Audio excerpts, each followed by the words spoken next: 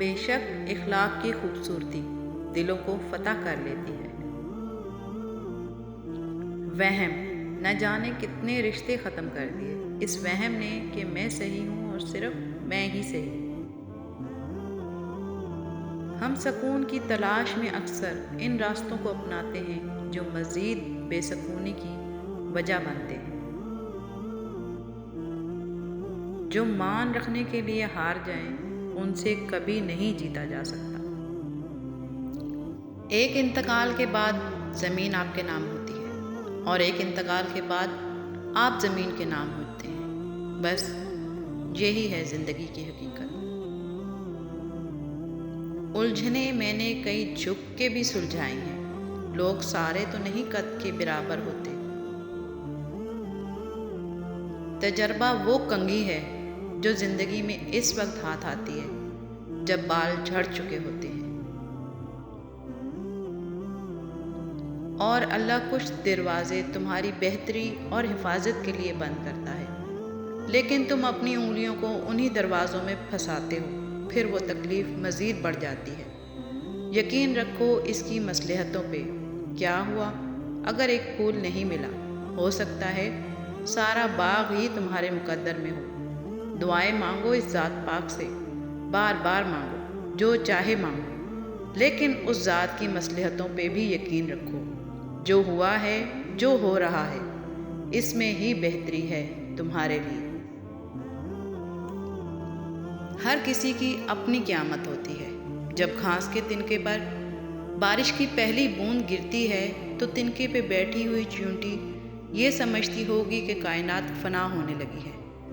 لوگوں کے رویوں میں پوشیدہ تکلیف کو سمجھیں، زندگی کسی کے لیے بھی آسان نہیں ہے۔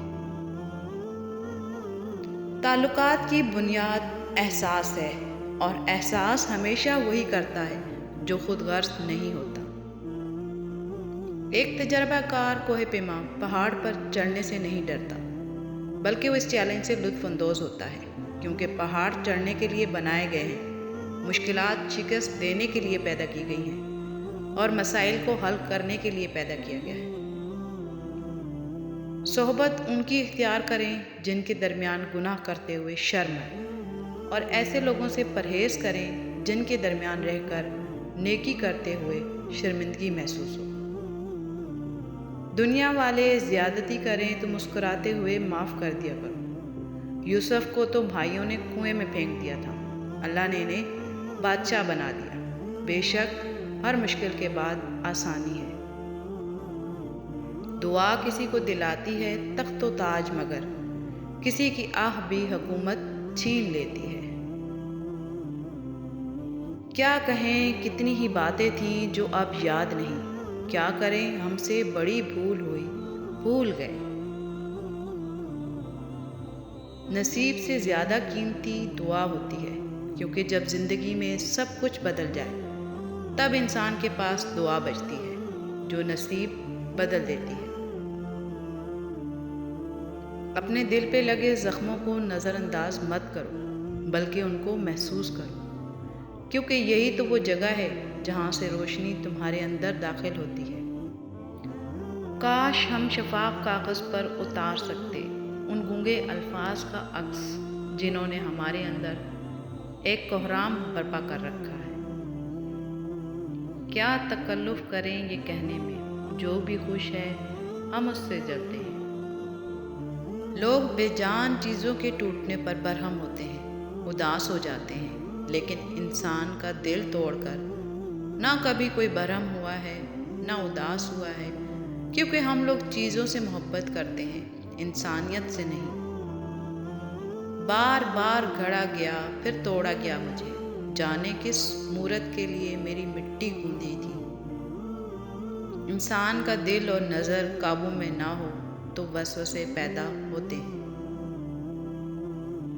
ہم اکثر اپنے چاہنے والوں کی لمبی قطار کو چھوڑیں اس ایک شخص کے پاس ذلیل ہونے کو پہنچ جاتے ہیں جسے ہماری پرواہ تک نہیں ہوتی۔ حضرت علی نے فرمایا، کسی انسان کی محبت پانا چاہتے ہو تو اس کو بتا دو، کیونکہ زندگی موقع کم اور دھوکہ زیادہ دیتی ہے۔ اس دنیا میں کوئی بھی مصروف نہیں، بات صرف اتنی سی ہے، کس کے لیے کیا اہم ہے۔ سکون چاہیے، ذرا رات کی تنہائی میں دل بنانے والے سے دل کی باتیں کر کے دیکھنا۔ کام کو بوجھ سمجھنے والوں کا کام گھٹتا اور بوجھ بڑھتا چلا جاتا ہے، جبکہ شوق سے کام کرنے والوں کا کام بڑھتا اور بوجھ گھٹتا چلا جاتا ہے۔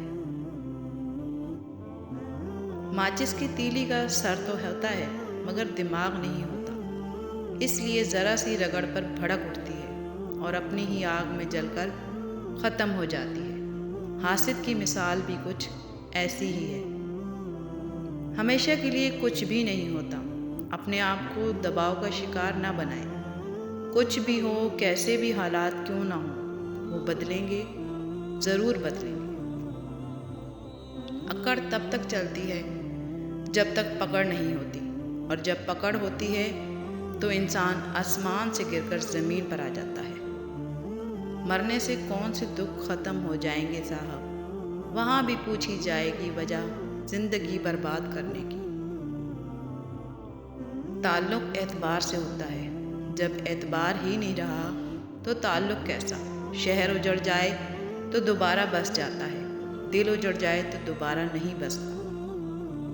زندگی ہمیشہ کچھ نیا دکھائے گی، کبھی ہنسائے گی، کبھی رلائے گی۔ اس پر مت بھروسہ رکھنا، یہ زندگی ہے، نہ جانے کس موڑ پر اکیلے چھوڑ جائے گی۔ آپ کے بارے میں 10% جاننے والے دوسروں کو 100% بتا رہے ہوتے ہیں۔ درخت نے ایک شخص سے کہا، میری عادت اپنا لو، زندگی میں کامیاب رہو گے۔ جب کوئی مجھے پتھر مارتا ہے، میں بدلے میں اسے پھل دیتا ہوں۔